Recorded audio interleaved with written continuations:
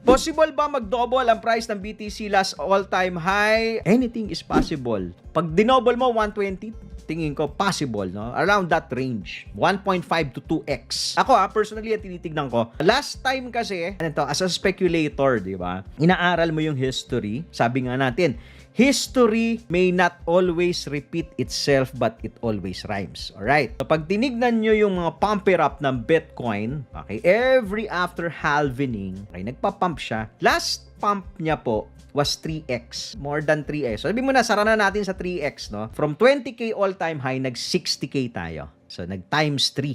So, every time na nagpa-pump siya, after halvening, okay, nakakatatlong halvening na tayo, nagdi-decrease yung pump niya eh.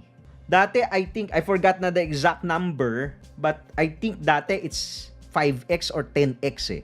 Yung previous cycle. Prior to that, I think more than parang mga 50x, 100x yata. Basta yung last na tatandaan ko, it's just 3x. So, most likely, this cycle will not do more than 3x. So, kung kalahati ng 3x, 1.5x. So, meaning to say, kung aakyat tayo after the halvening at 1.5x will top at probably 90-100. Okay? At 2x will probably be topping at 130-140. You're getting my point? Follow for more. Dito moves. Okay.